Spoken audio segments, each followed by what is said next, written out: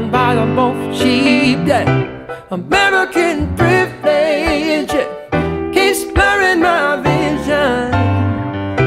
Inherited sickness.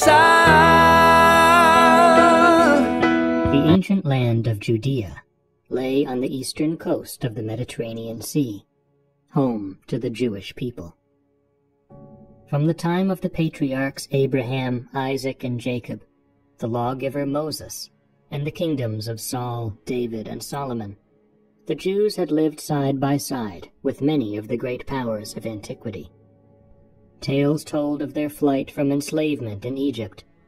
They suffered the onslaught of the Assyrian Empire, a destruction and diaspora at the hands of the Babylonians, and an eventual restoration to their homeland with the aid of the Persian king Cyrus the Great, who ended the Babylonian captivity and helped rebuild the Holy Temple of Jerusalem. After Alexander the Great had carved out an enormous new empire, remade from the domains of the Persians, he died with no clear successor, leaving his empire to be carved into pieces by his generals warring against each other. One of these new kingdoms was founded by the general Seleucus, and so was named the Seleucid Kingdom after his memory. And it was under the sway of the Seleucid kings of Syria that the land of Judea would ultimately fall. The Jews remained a distinct ethnic community within this kingdom, retaining their unique laws and customs.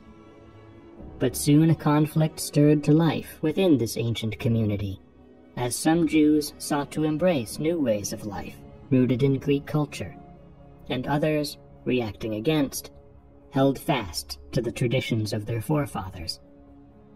Civil strife was brewing, which would soon grow into a conflagration when the Seleucid king himself turned a hungry eye upon the tumult in Judea. A story would ensue that saw the clash between old and new, between Jewish and Greek, between the Jews and a powerful monarchy. And the Jewish people would remember a signal event in their history, a remembrance we now know as Hanukkah. In the year 175 BCE, to the north of Judea in Syria, the Seleucid throne passed to Antiochus IV, surnamed Epiphanes. And when this happened, a new high priest was appointed to lead the Jewish community, one ruthlessly ambitious and sympathetic to the new ruler and the ways of Greek culture. This high priest, Jason, had paid well for the king's favor in his bid for the priesthood, and back in Jerusalem he erected a grand gymnasium in the Greek style, which the Jewish people took as a clear sign of his allegiance to their overlords and their pagan culture. Controversy followed the high priest Jason, and soon he found himself ousted in favor of his brother Menelaus, who was just as ambitious as Jason had been and won the priesthood by paying Antiochus Epiphanes an even bigger sum than his brother had. And after Jason had fled Jerusalem and regrouped, the stage was set for a civil war. He raised an army and marched against his own nation, took Jerusalem by force, forced his brother Menelaus to hide in the upper citadel of the city, and mercilessly put down anyone who had supported his claim. Eventually, Jason and his followers were repelled, and he fled in disgrace into exile once more. But this chaos proved only the beginning of the turmoil the people of Judea would feel. Before long, word reached the court of King Antiochus in Syria, and what he heard led him to regard the city of Jerusalem as a state in full rebellion. The royal army, led by Antiochus, took up arms to restore order and assert the power of the Seleucid throne over the Jews, and descended upon Jerusalem ferociously. 4,000 were slaughtered when the king's army entered the city, with many more thrown into the chains of slavery. The corrupt high priest Menelaus, always subservient to the king, collaborated with Antiochus, and allowed him access to the holiest site of the Jewish people, the temple of their one God. Tales tell of the desecration of the temple at Antiochus's hands, not just the looting of countless treasures, but an even greater abomination in the eyes of Jewish law, the bloody sacrifice of a sow, an unclean animal, on the temple's sacred altar. With Jerusalem again, as Antiochus saw it, restored to order under his heel, his army returned to Syria, and Menelaus returned to his duties as high priest of the city. Righteous anger swelled in the hearts of Jerusalem's people against the corruption and sacrilege that threatened their way of life, and they stood by the traditions of their ancestors. But even darker days would soon fall upon them, when Antiochus sent another army, with his trusted general Apollonius at the head, to inflict more violence on the Jews. Parts of the city were burned, and the walls were torn down amid more massacres and enslavement within the city. The temple was left empty of worshippers, and those Jews who had rejected the encroachments of Greek culture were forced to conform to the ways of the Seleucid state and bow to foreign gods. To their horror, the temple of Yahweh, the God of the Jews, soon became home to a statue of Zeus.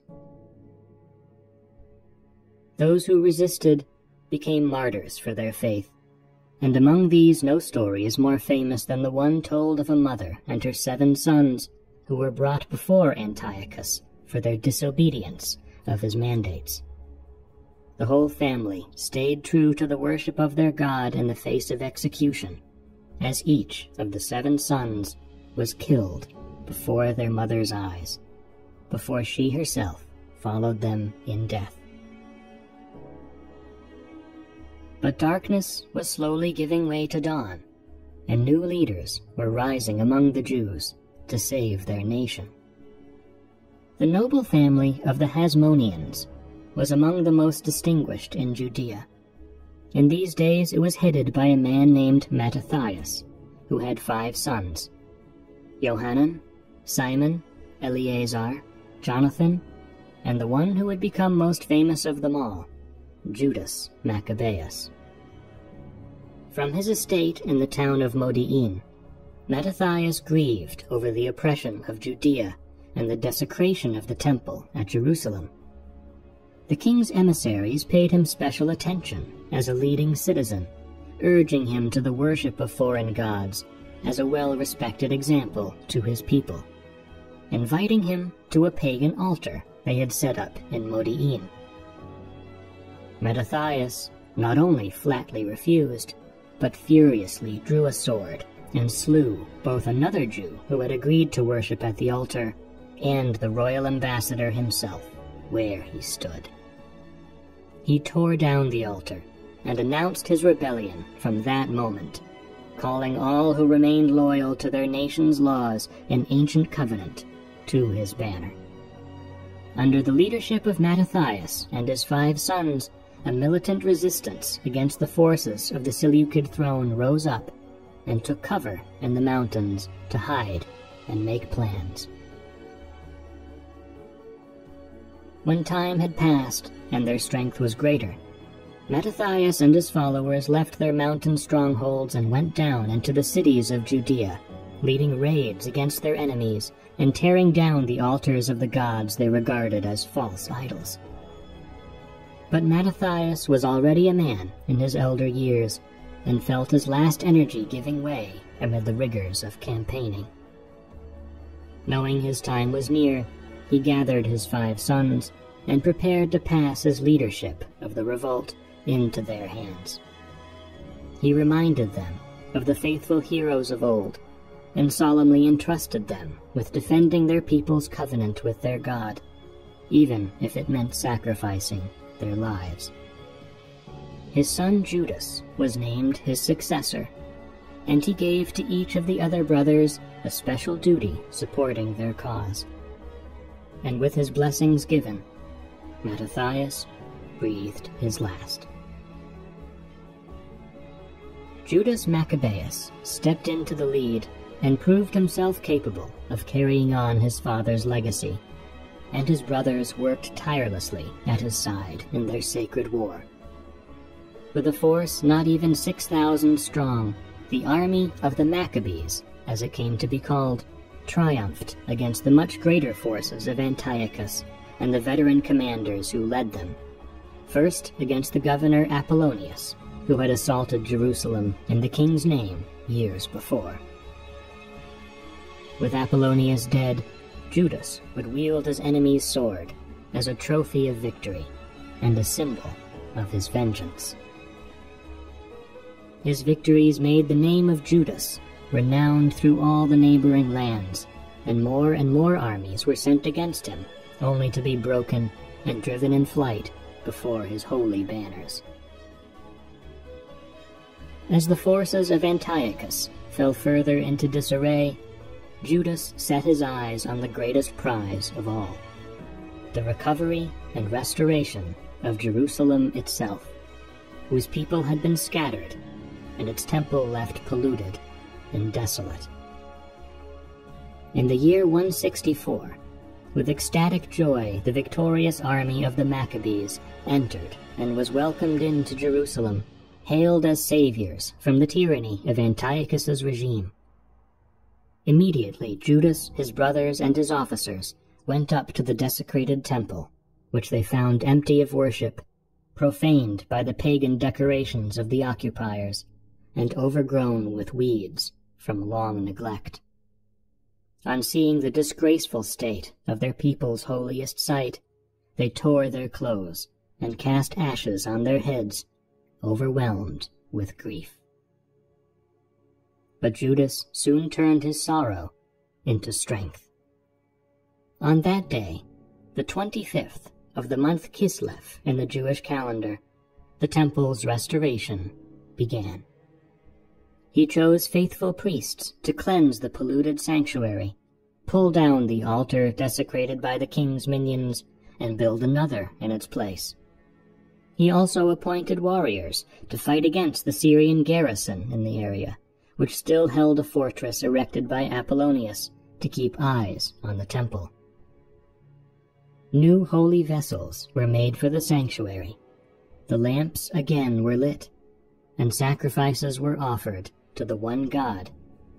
And with exultant celebration, the army of the Maccabees gave thanks for their victory to the Lord of hosts. Once the temple was cleansed and its court was loud with worship once again, Judas commanded high walls and towers to be raised around it to defend against any who would seek its desecration in times to come. News of the Maccabean revolt and the return of the temple to Jewish hands reached Antiochus. But by then, his hour had come, as the king would fall ill and die before the year was out.